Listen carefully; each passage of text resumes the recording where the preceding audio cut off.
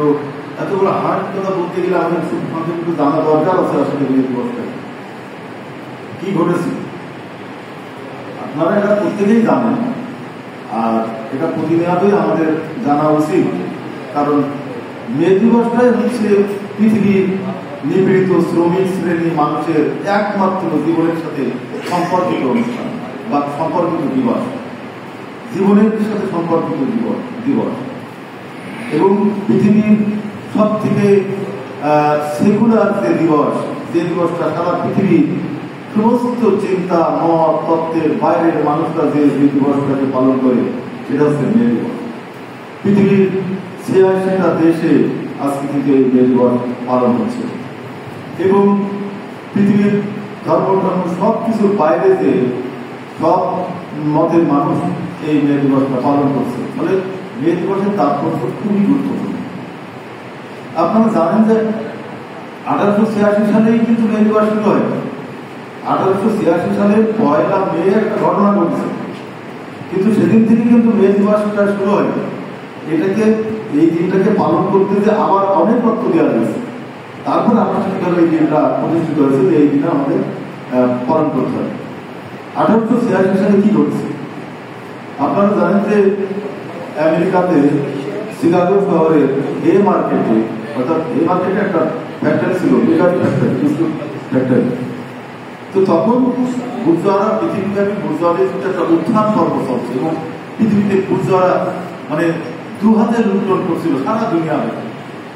তো বুর্জোয়াদের একটা লুণ্ঠন যজ্ঞ চলছিল। বুর্জোয়া ব্যবস্থার মধ্যে বৃদ্ধি থাকে, এটা বুর্জোয়া ব্যবস্থা সামন্তবাদ পৃথিবী থেকে উচ্ছেদ হয়েছে, বুর্জোয়া ব্যবস্থা ক্ষমতায় এসেছে এবং এই বুর্জোয়ারা যখন ক্ষমতায় আসে তখন তো বলেন তার মধ্যে একটা মানে আসরিক একটা দৈত্যের মতো আচরণ থাকে, সারা পৃথিবীর সর্বোত্তম নৈরাজ্য সৃষ্টি করে সেগুলো আর্ন করতে থাকে।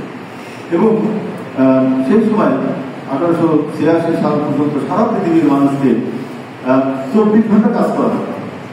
যার শরীরে ক্ষমতা ছিল তাকে ২৪ ঘন্টা কাজ করা হয় এবং কাজ করতে করতে আপনি যদি মরে যেতেন তাহলে আপনার মনে কাজ করতে করতে সেন্সলেস হয়েছেন, তাই হয়তো আপনাকে সরাই দিয়েছে, কিন্তু যতক্ষণ আপনি সুস্থভাবে দাঁড়ায় থাকতেন ততক্ষণ কাজ করা লাগতো। এটা আসলে হলো ৮৬ সাল পর্যন্ত ২৪ ঘন্টা। এটা মানুষ পারত। তো তখন মানুষ দাবি করেছিল যে আমরা ২৪ ঘন্টাকে ৩ দিয়ে ভাগ করি, তাহলে ৩ আর ২৪। তো শ্রমিকরা হচ্ছে পৃথিবীতে প্রথম বৈজ্ঞানিকভাবে তার এই ২৪ ঘন্টাকে ভাগ করলো। পৃথিবীর ইতিহাসে প্রথম শ্রমিকরাই ২৪ ঘন্টাকে ভাগ করে তারা বুঝলো যে আমরা ৮ ঘন্টা শ্রম দেব, ৮ ঘন্টা আমাদের বিনোদন থাকবে, ৮ ঘন্টা আমরা ঘুমাবো। আচ্ছা, এই বিনোদন মানে কিন্তু আমরা যে ৮ ঘন্টা ধরে গান শুনবো তা না। বিনোদন মানে হচ্ছে যে ৮ ঘন্টা যখন আমি শ্রম দেবো এর মধ্যে আমি ফোনও ধরবো, মানে আজকে ফোনের সুযোগ আমি ফোনের কথা বলছি, অর্থাৎ ৮ ঘন্টা যখন আমি কোনো কারখানায় কাজ করবো তখন আমার ব্যক্তিগত কোনো বিষয়ে কারোর সাথে কথা বলতে পারবো, মানে ৮ ঘন্টায় কাজ। আর ৮ ঘন্টা আমি ঘুমাবো, ৮ ঘন্টা ঘুমাবো। ঘুমানোর সময় যেমন আমরা ফোন অফ রাখি, ঘুমানোর সময় আমার আর কোনো কথা থাকবে না। বাকি যে ৮ ঘন্টা এটাকে আমরা টোটালটা মিলে বিনোদন করেছি, অর্থাৎ এর মধ্যে আমার আনন্দ থাকবে, আমার সংসারিক কোনো কাজ থাকবে, গল্প থাকবে, আড্ডা থাকবে, ছেলে মেয়ের স্কুলে নিয়ে আসা, আনা দেওয়া, বাজার করা, এই টোটালটার ব্যাপারটা যে ৮ ঘন্টার মধ্যে আনা হয়েছে। যে এইভাবে শ্রমিকরা একটা দাবি করে। তো ১৮৮৬ সালের মে মাসের ১ তারিখে এই দাবির প্রেক্ষিতে তার একটা ধর্মঘট হয়েছে। এই মার্কেটের ওই বিস্কুট ফ্যাক্টরি শ্রমিকরা একটা ধর্মঘট, যে আমরা আমাদের এই দাবি পূরণ করতে হবে, আজকে আমরা কাজ করবো। তো একটা দিন ফ্লাইট না চলা, তো ওটা মানে একটা দিন কাজ না হওয়া তো অনেক টাকা লস। তো ওই মালিক এটা সহ্য করতে পারে না, তখন মালিক পরিষ্কার। এবং মানে অতীতকাল থেকেই মানুষের মধ্যে এই সিস্টেমই স্বভাবটা ছিল, সে পুলিশকেই শুধু ডাকে না, মানুষরা যখন শান্তিপূর্ণভাবে ধর্মঘট করছে, দাবি করছে, পুলিশ এসেছে, তখন মালিক পক্ষেরই একটা লোক ভিতর থেকে পুলিশের উপরে একটা বোমা ছড়ে, কেউ বলে পিঠ ছুড়ে বা একটা আঘাত করে, তাতে একটা পুলিশ ক্ষতিগ্রস্ত হয় এবং ওই সূত্র ধরেই পুলিশ কিন্তু গুলি চালায়। এই গুলি চালাতে রক্তক্ষয়ী ঘটনাগুলো ঘটল এবং তারপর থেকে এটা সমস্ত আমেরিকার বিভিন্ন জায়গায় এই আন্দোলনটা ছড়িয়ে দেয়। এটা ১৮৮৬। ১৮৮৬ সালটা হচ্ছে পৃথিবীর ইতিহাসে খুব এই শতকে ঘটেছে। আপনারা জানেন যে 1885 সালে ভারতে ন্যাশনাল কংগ্রেস গঠন হয়েছে। আপনারা জানেন যে এই 1800 সালের ভিতরেই আমাদের যে কার্ল মার্কস, পৃথিবীর অন্যতম নিপীড়িত মানুষের মুক্তির দিশারি যিনি কার্ল মার্কস, তিনি 1818 সালে জন্মাইছেন, 1883 সালে মারা গেছেন। 1848 সালে তিনি পৃথিবীর মানুষের মুক্তির দর্শন দিয়েছিলেন, তার নাম ছিল কমিউনিস্ট ইস্তেহার, 1848 সালে।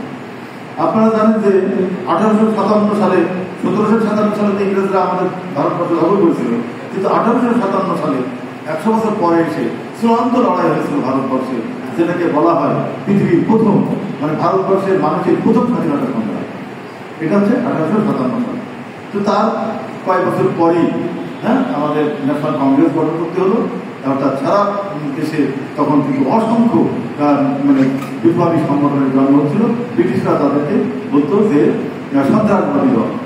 তো এই যে মানুষের আত্মসচেতনতা ডেভেলপ করছিল, ব্রিটিশরা তো সন্ত্রাসবাদী দলই বলবে।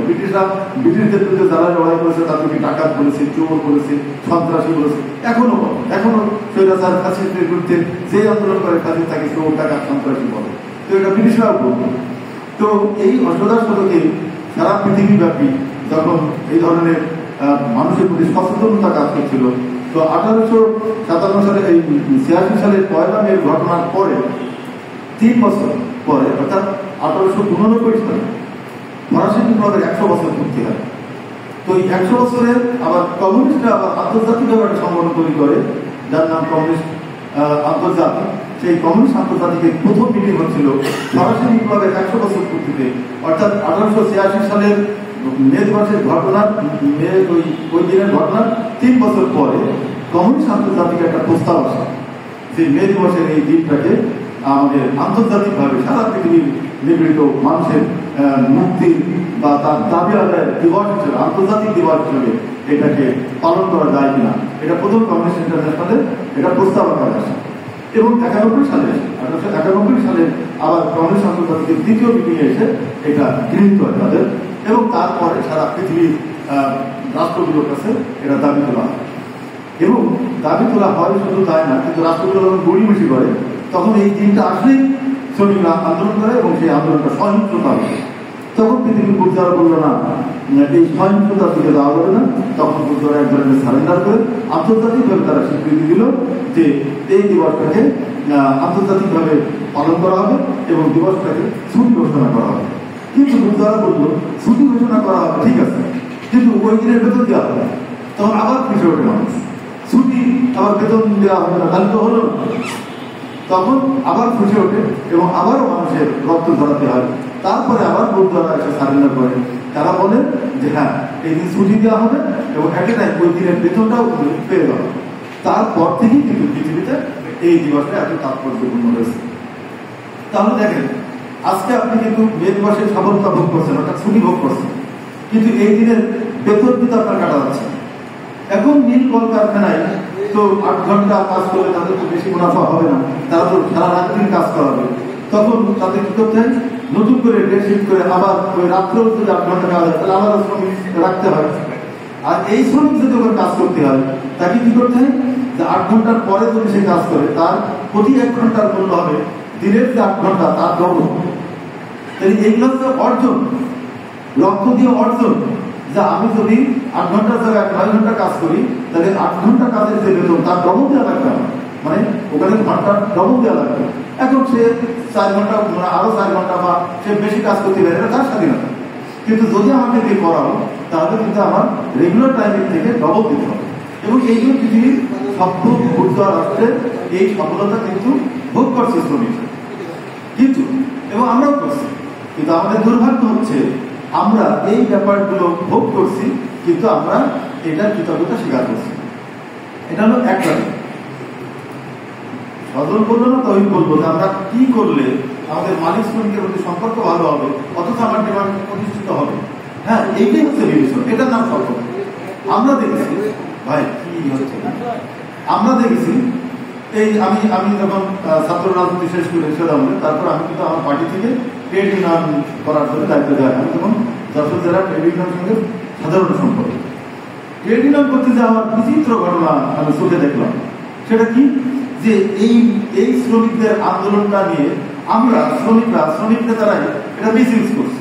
কি হোয়াইট কালার লেবার তৈরি হয়ে গেল এবং সব ট্রেড ইউনিয়নের নেতারা সবাই বেতন ড্র করে কিন্তু কাজ করে, এবং ওনারা সাদা পাঞ্জাবি পায়জামা থাকে, তারা শুধু বক্তৃতাবাজি করে কিন্তু কাজ করে। তো এর অথচ বেতন টানতে হচ্ছে, তাহলে এটা কি? এটা ব্ল্যাকমেইল, এটা অসততা। এই হোয়াইট ক্লাস লেবার তারা আবার এমন হতো, সমস্ত শ্রমিকরা তার হাতের মুঠে যেহেতু, তাই যে কোনো সময় মালিককে ক্ষতি করে দিতে পারতো, তার কারখানা বন্ধ করে দিতে পারতো, লেআপ করে দিতে পারতো। ফলে মালিক তাদের হাতে জিম্মি ছিল। মালিক তাদের হাতে জিম্মি যদি থাকে তাহলে কারখানা চলবে না। তখন মালিক কি করতো? এই হোয়াইট কালার লেবার যারা মানে সাদা পোশাকের শ্রমিক নেতা যারা, এদেরকে আবার মালিক গোপনে টাকা দেয় দিয়ে এইবার শ্রমিকদের ন্যায়সঙ্গত আন্দোলনটাও এই নেতা হতে দিত। তার মানে এক ধরনের টাউট লোকেরা এই ট্রেড ইউনিয়নের নেতা হয়ে। এবং আপনাদেরও অনেকেরই মনে আছে যে আমাদের সাংবাদিকরা শুরুর দিকে রাখবেন, তখন লেটার প্রেস ওই ঠিকানা এইসব পত্রিকার মালিকগুলোরে আমাদের ট্রেড ইউনিয়ন কি পরিমাণ কষ্ট দিয়েছে। মানে আজকে কিন্তু সেই সাংবাদিকরা অনেকে পত্রিকার মালিক হয়েছে, 1 টাকাও কিন্তু দেয় না তার সাংবাদিক, 1 টাকাও দেয় না। নেতারা মালিক হয়েছে, 1 টাকাও দেয় না। কিন্তু ওই সময় আমাদের চোখের সামনে দেখা সেই লেটার প্রেসের অক্ষরগুলো মিশাই দিত, ওই ঠিকানা কম সুযোগ লাল দিকে প্রতি ফেলে দিয়েছে, পত্রিকাগুলো লাল বাতি জ্বালিয়ে দিয়েছে। হ্যাঁ, একথাও ঠিক যে মিয়া সরকারের ঘরের সামনে লাল, নীল এবং সবুজ বাতি থাকে। লাল বাতি মানে ওই ঘরে এখন লাল মানে আকাম করছে, নীল মানে উনি রেস্ট আছে, সবুজ মানে যেতে পারে, এসব থাকতো। এটা ছিল। কিন্তু আমরা আমাদের শ্রমিকদের মানে সাংবাদিকদের দাবির প্রেক্ষিতে সেই আদায়টা কতটুকু করতে পেরেছি জানি না, কিন্তু আমরা প্রতিষ্ঠান ধ্বংস করে দিচ্ছি অথবা সম্পাদকের কাছ থেকে ব্যক্তিগত সুবিধা নিয়েছি, হোয়াইট কালার লেবার কাজ করে। এটা আমরা করেছি।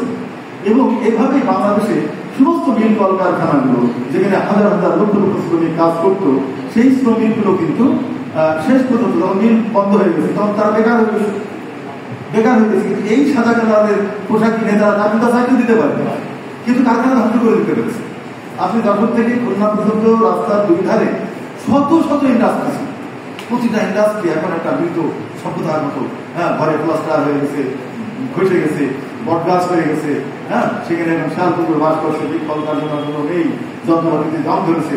অথচ প্রতিটা ইন্ডাস্ট্রির মধ্যে আপনারা জানেন ওর মধ্যে হাসপাতাল ছিল, স্কুল ছিল, কলেজ ছিল, খেলার মাঠ ছিল, ইউনিয়ন অফিস ছিল, এবং প্রতিটা মিলের ভিতরে বাজার ছিল, এবং একটা মিল তো একটা মিলের মধ্যে টুর্নামেন্ট হতো। এক একটা মিল এক একটা সার্বভৌম অবস্থা ছিল, এবং পুরো ইন্ডাস্ট্রি একটা সভ্যতা ছিল। সে এক অপূর্ব দৃশ্য ছিল। এটা হচ্ছে গুজরাট ব্যবস্থার কুশালগ্ন আমার সমাজে। কিন্তু আমাদের এই ব্যাড প্র্যাকটিসের কারণে আজকে সেই মূলগুলো ধ্বংস হয়েছে, আমার শ্রমিকরা বেকার হয়েছে, আর কিছু দালাল টাউট নেতা কোটি কোটি টাকার মালিক হয়েছে। এগুলো হয়েছে। পরবর্তীতে দেখা গেল এই টাউট নেতারাই মালিকের এতটাই দালাল হয়েছে, যেমন ধরেন পরিবহন শ্রমিকরা, সে তার ড্রাইভার, সেই চট্টগ্রাম থেকে বেনাপোল আসছে, রাত দিন গাড়ি চালাচ্ছে, সে কিন্তু মজুরি পাচ্ছে, কিন্তু নেতা পাচ্ছে। পয়লা বৈশাখ থেকে 1 মেতে এই সমস্ত শ্রমিককে যেতে হয়েছে মিছিলে, আর মঞ্চের প্রধান অতিথি ওই পরিবহনের মালিক। তখন আমার মনে আছে শ্রীভূষণ অভিসংবাদিত নেতা, ওই নির্যাতী খোকন, এইসব নেতা ছিল আমাদের। তো এরা এসে এই মালিকদেরকে প্রধান অতিথি করতে, যে মালিক আমার শ্রমিকের পেটে লাথি মেরেছে, তার শোষণ করেছে, তার গুণগান গাইতে হতো।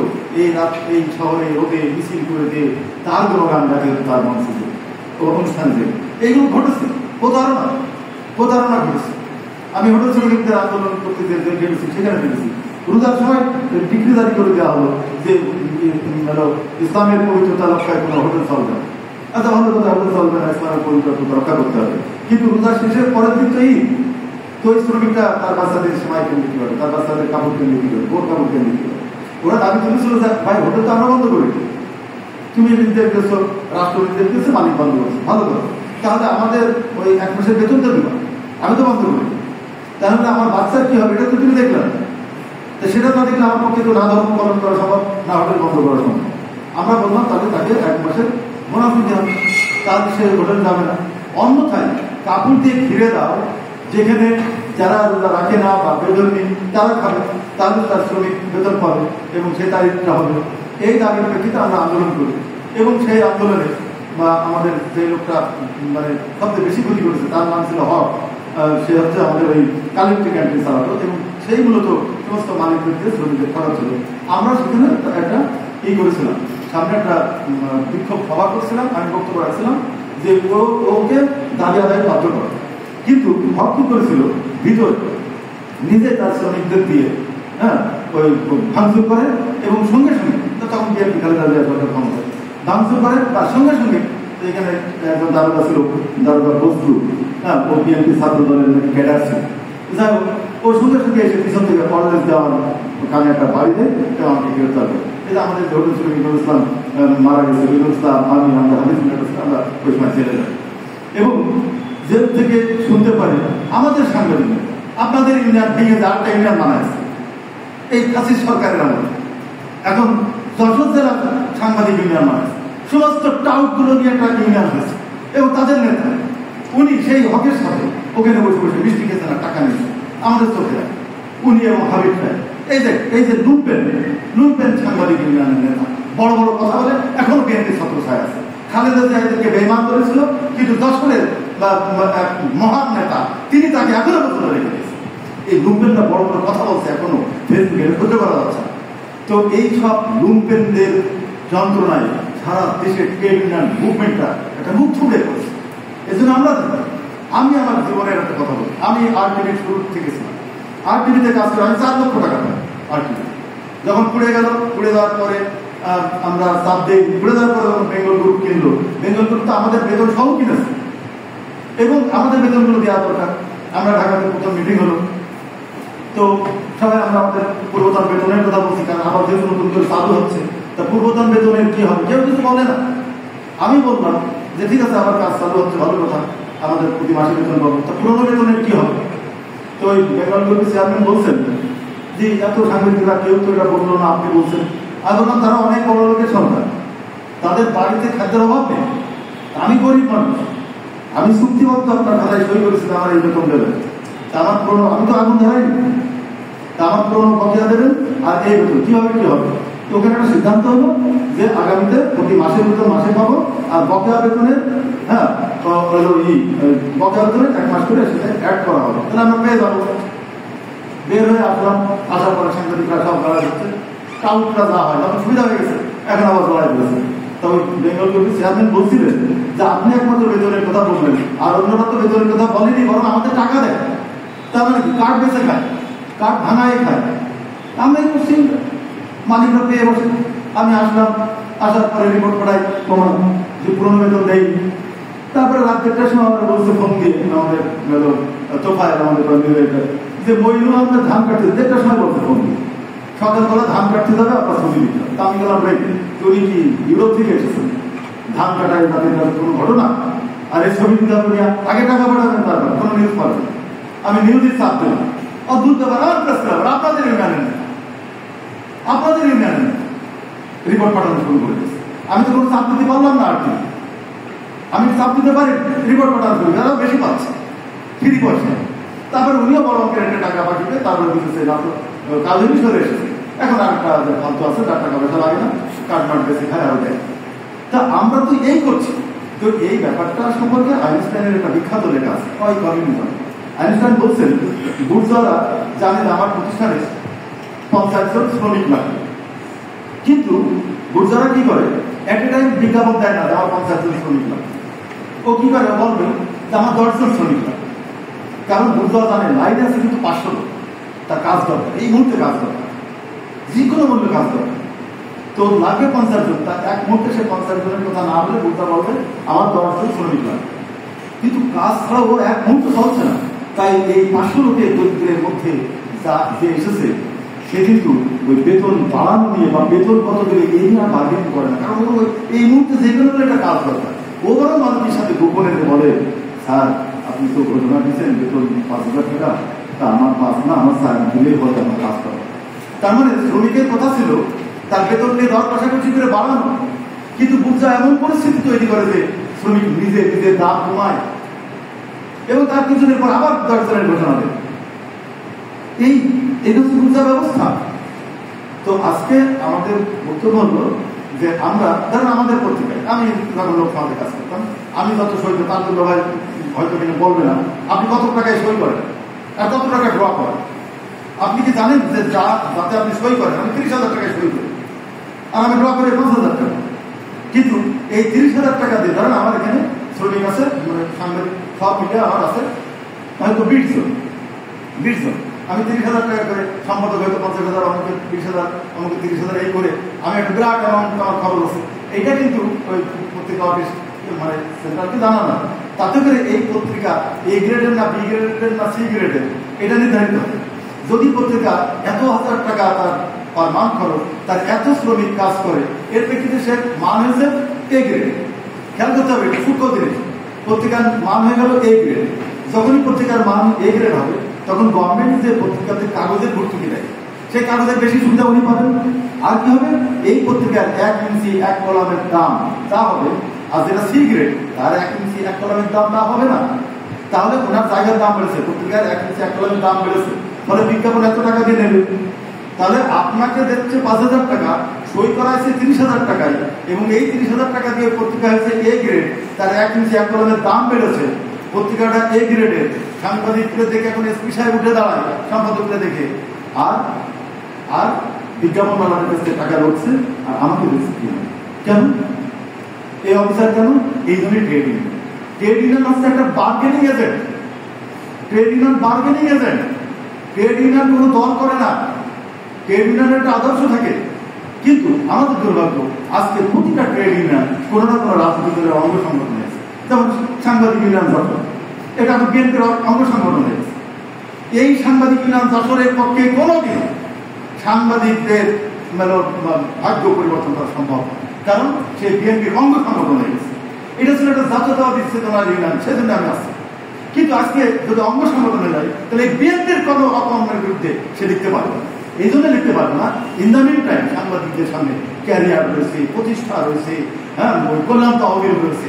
ফলে যা কিছু আওয়ামী লীগ বিএনপি করবে হাসিনার মতো 1 লাইন আপনি লিখতে পারবেন। যদি এই সংগঠন বিএনপির অঙ্গ সংগঠন হয়ে যায় আপনি লিখতে পারবেন, তাহলে আপনি আপনার খবর খুলবেন। তাহলে ইউনিয়নটাকে হতে হবে একদম সাংবাদিকদের স্বার্থ ছাড়া সে কিছু বোঝেন। আবার বিগত মূর্খ সাংবাদিকদের মতো আমি পত্রিকায় ধ্বংস করে দিয়ে তারপর বেকার হাউস পাবো, সে বলবে যে সার্ভিস আমি আপনাকে পুরোটাই দেব, আপনার পত্রিকাকে গোল্ডেন জায়গায় নিয়ে যাওয়ার জন্য আমার সমস্ত প্রেমটা দেবে। কিন্তু প্রেম একতরফা হয় না, আপনি আমার প্রপার মজুরিটা দেবেন। এই ব্যাপারটা যদি চালু করেন তাহলে দুই পত্রিকা বন্ধ হয়ে যাবে। পুরোটা সে পত্রিকার মালিক হয়ে গেছে, সম্পাদক হয়ে গেছে। এটা হলো না। হকার সে এখন বিরাট সাংবাদিক, সে প্রেস ক্লাব চেয়ারে বসে থেকে আমাদের থেকে জায়গাও দেয় না। এটা তো হতে পারে না। এই শহরে এইখানে যখন আমাদের ওই মুকুল ভাইরা ছিল, টুন ভাইরা ছিলেন, সিনিয়ররা ছিলেন, আমরা তো আশেপাশে ফিরতাম না। আর এই সমস্ত হকার সাংবাদিক হয়ে গেছে, তারা উঠেই না। তার মানে আপনি আপনার মান নামায় ফেলেছেন। আমি কোনো ক্লাসের জায়গা থেকে বলছি না, কিন্তু আপনার যোগ্যতার মর্যাদা বুঝাবেন না। আপনার যোগ্যতায় যাইতে যে আপনার একটা জার্নি নেই, একটা কষ্ট নেই, সেই জার্নির প্রাপ্য আপনি পাবেন না, আশা করবেন না। তাহলে আমি বলছি যে এবার আশাটা সদর যেটা বলছিল যে ট্রেড ইউনিয়নটাকে যদি মানে বিশ্ব রাজনীতির সাথে এমনকি জাতীয় রাজনীতির সাথে যদি আমরা কানেক্ট না করতে পারি তাহলে আপনি মানে কাঙ্ক্ষিত লোককে পৌঁছাতে পারবেন। আবার কার্ল মার্কস বলছেন দুনিয়ার শ্রমিক শ্রেণীকে, দুনিয়ার প্রলেতারিয়েট বা শ্রমিক শ্রেণীকে সর্বাগ্রে একটি জাতি হয়ে উঠতে হবে, একটা জাতি হয়ে উঠতে হবে উনি বলছেন। যেমন ধরেন বাঙালি একটা জাতি, বাঙালি একটা জাতি বা চাকমা একটা জাতি, এই জাতির স্বার্থে অন্যের সাথে সে বিরোধ করে। ঠিক একইভাবে ধর্ম কিন্তু একটা জাতি হয়ে উঠেছে, সারা দুনিয়ার মুসলিম এক। তাই প্যালেস্টাইনের ঘটনা আপনার লাগে বা আরেক জায়গার ঘটনা, কাশ্মীরের ঘটনা আপনার লাগছে। তো বলছে মার্কস বলছেন এই প্রলেতারিয়েট শ্রমিক শ্রেণীকেও পৃথিবীতে সর্বাগ্রে একটা জাতি হয়ে উঠতে হবে। তাই ওই আমেরিকার একজন শ্রমিকের আঘাত মানে আপনার গায়ে একটা জাতি হয়ে উঠতে হবে। তাহলে পৃথিবীর সর্ববৃহৎ জাতি হবে শ্রমিক শ্রেণী। শ্রমিক শ্রেণী আমাদেরকে মনে রাখতে হবে, আমরা যদি এটা রাজনৈতিক ভাবে বিশ্ব রাজনীতির সাথে ট্রেড ইউনিয়নকে না বুঝি, মার্কস বলছেন, তাহলে এটা হবে শুধুমাত্র হেকিমি দাওয়ায় একটা পশু ক্লেশ নিবারণের সমস্যা। মার্কস বলছেন তথাকথিত ট্রেড ইউনিয়ন সংগঠন হচ্ছে হেকিমি দাওয়ায় বা পশু ক্লেশ নিবারণের সমস্যা। এটা ভাগ্য পরিবর্তনের কোনো হাতিয়ার হয়। তাহলে ভাগ্য পরিমাণের হাতিয়ার হতে হলে এটাকে অবশ্যই রাজনৈতিক সচেতন হতে হবে এবং জাতীয় এবং আন্তর্জাতিক রাজনীতির সাথে এর লিঙ্কটা কি, এর সীমাটা কতটুকু, সম্পর্কটা কিভাবে করবে এটা আমাদের বুঝতে হবে। তাহলে আমরা এই মেহেদিবাসের সফলতা সার্থকতা আমরা আনতে পারবো। আমার সর্বশেষ বক্তব্য হচ্ছে ট্রেড ইউনিয়নটাকে আপনারা কোনো রাজনৈতিক দলের দয়া করে কোনো রাজনৈতিক দলের অঙ্গ বানাবেন। আমি দেখেছি আমার সাংবাদিক ইউনিয়নের নেতারা যখনই পত্রিকার মালিক আসে, আরে ভাই যখন আপনি মিলে কাজ করেন বা অফিসে কাজ করেন, বুর্জা ব্যবস্থাতে ব্যবস্থা, আমরা তাদের ঘৃণা করি বুর্জা ব্যবস্থা। সেই বুর্জা ব্যবস্থার যিনি ম্যানেজার আর যে লোকটা হচ্ছে পিয়ন, ওই অফিসে কিন্তু ওই বস বলে, পিয়ন অফিসে ওই ম্যানেজারকে বস বলে। আমি চাই না নিজের চোখে দেখে এসেছি, কিন্তু তখন অফিস শেষ, এইবার হোটেলে খাইতে এসেছে, তখন তুমি হ্যালো অমর, তখন তুমি। কিন্তু আমাদের দুর্ভাগ্য হচ্ছে আপনি মানে অফিসের বাইরে আসেন, আপনি রিটায়ার করার পর আপনি বউ বাচ্চা নিয়েও যদি বাজারে যান আর ওই বসের সাথে যদি দেখা হয়, ওই বউর সামনে আপনাকে সার করতে হবে, বস করতে হবে, এমনকি বসের হাতের থেকে ব্যাগটা আপনাকে বহন করে নিয়ে যেতে হয়। আর ওই দৃশ্য তখন আপনার সন্তান দেখে, ওর জীবনে আর চিন্তা হয় না, ওর বউটার ব্যক্তিত্ব সারা জীবনের জন্য মাটিতে ছুটে যায়। এইটুকুর ব্যবস্থা হতে পারে না। অথচ আপনারা সাংবাদিক ইউনিয়নের নেতা, আপনার পত্রিকার সম্পাদক হয়েছেন, সব চাকরের মতো উঠে দাঁড়াচ্ছে। আমি বসেছিলাম, আমার নিজেরই লজ্জা লাগছে এবং আমি পার্সোনাল এনিমি হয়ে গেলাম। উনি হয়তো মনে করলেন ও আমি এই লোকটার পছন্দ করি। আমি আমার ডিগনিটি, আমার মর্যাদা নিয়ে বসে রয়েছি, আপনাদের লুম্পেনের মতো উঠে দাঁড়ানো দেখে তিনি প্রত্যাশা করলেন যে সবাই আমাকে দেখে উঠে দাঁড়াতে বাধ্য এবং এটা আমার প্রাপ্য। ফলে আমি যখন উঠিনি তখন আমি তার পার্সোনাল এনিমি হয়ে রয়েছি। ভাই এই ভিক্ষা মনোবৃত্তি নিয়ে এই ডিমান্ড করলে মর্যাদার সাথে থাকবেন, আপনি কারণ করোনায় যাবেন না, আপনার শ্রমের ইসের থেকে আপনি অর্জন করেন, আপনি সেটাতে চলেন। আপনার পত্রিকায় আপনাকে আমি সম্মান করবো, বাইরে সারা এখানেই সারা বস বলতে পারবেন। আপনি যতদিন পর্যন্ত নিজের এই দারিদ্রতা না কাটাতে পারবেন, এই গরিব লুম্পেন হয়ে থাকবেন, ততদিন আপনি মুক্তি নেই। আজকে যে শহীদরা 1 মে সারা পৃথিবীর সামনে আমাকে 8 ঘন্টার সুযোগ করে দিচ্ছে, 8 ঘন্টা আমার বিনোদন এবং 8 ঘন্টার ঘুমের ব্যবস্থা করছে, আমি সকলের প্রতি তাদের বিজয়ী আত্মার শান্তি কামনা করছি এবং সেই শিক্ষায় আমি আমাদের সারা পৃথিবীর শ্রমিক, সাথে সাথে বাংলাদেশের শ্রমিক এবং সাংবাদিকরাও যেন তার আত্মমর্যাদা নিয়ে দর কষাকষি করতে পারে মানুষের সাথে, সেই হিম্মত, সেই সাহস আমাদের ভিতরে জাগ্রত হোক, এই আশা ব্যক্ত করে আমি আমার